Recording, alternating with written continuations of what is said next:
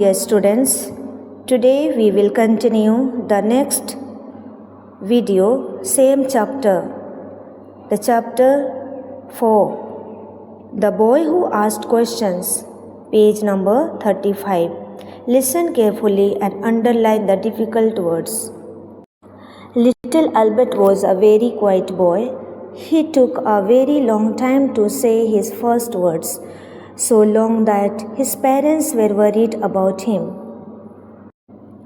They even took him to the doctor, but the doctor smiled and said, "Everything is fine with him." Albert did not enjoy playing with other children. Instead, he preferred to be by himself. He would spend hours building tall towers with blocks or carefully stacking cards higher and higher like tiny skyscrapers. Sometimes he would just sit and stare, lost in his own world of daydreams.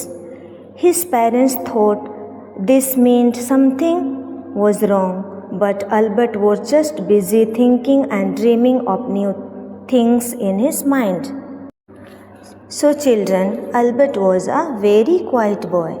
He spoke very late, so his parents became worried. The doctor told them that Albert was perfectly fine.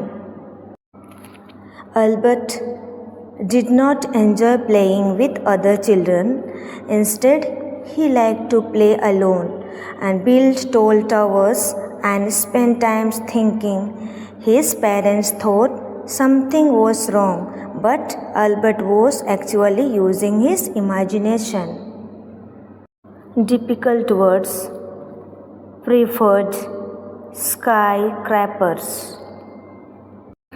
One day, when Albert was feeling a little under the weather, his father brought a magical gift for him: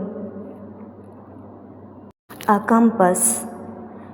It was a small, round case with a tiny needle inside that pointed north, no matter which way Albert turned it. Albert was utterly fascinated. How did it do that? It was like a secret whisper from the world telling him there were mysteries waiting to be understood.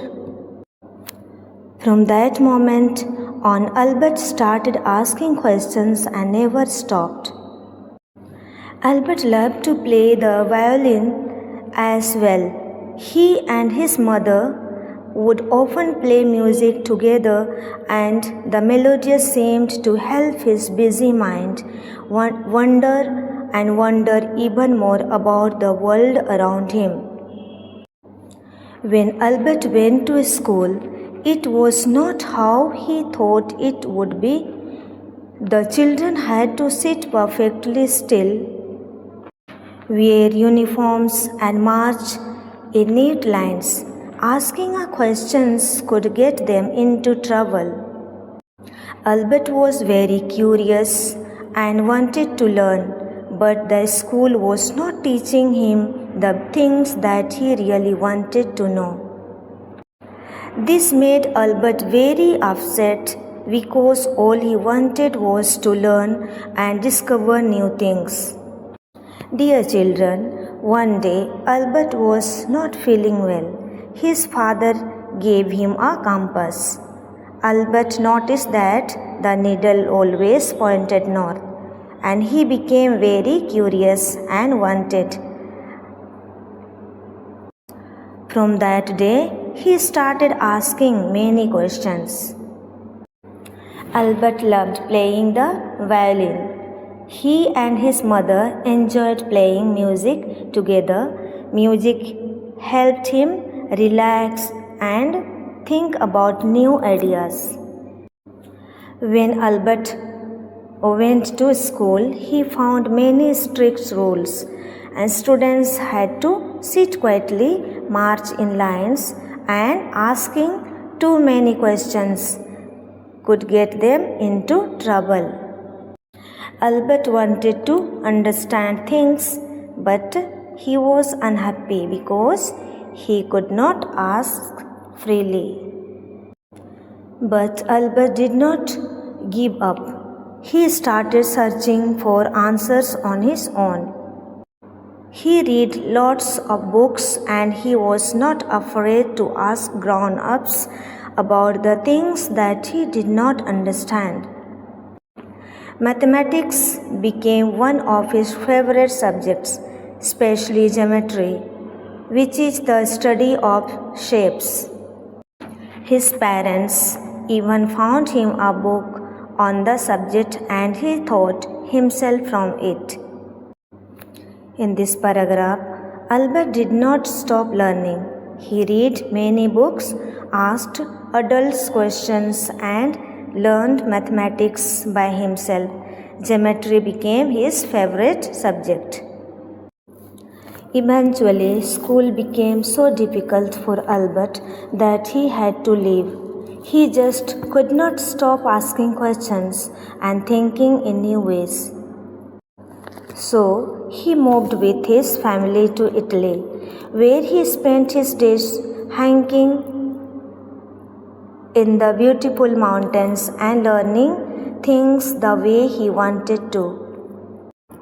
He read about brilliant scientists from long ago like Copernicus and Galileo, who also had big new ideas that were not popular at first.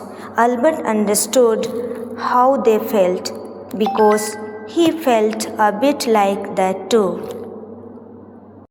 Albert spent all his life doing what he loved most, imagining, wondering, and thinking about the biggest questions in the universe. He thought about the size and shape of everything, from tiny atoms to faraway stars. He even found out new ways to understand how light and gravity work. Sometimes, when he was stuck on a tricky problem, he would put it aside and play his violin. Music, he said, helped him think better. Children, Albert loved asking questions, but his school was very strict. He could not learn in the way he wanted. Finally, he left school and moved to Italy with his family. There, he enjoyed hiking in the mountains, reading books, and learning freely. He also read about great scientists like Copernicus and Galileo.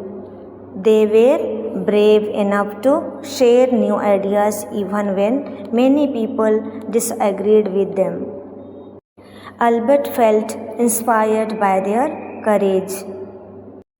Albert spent his whole life imagining, thinking, and asking questions, and he wanted to understand everything from tiny atoms to the stars in space.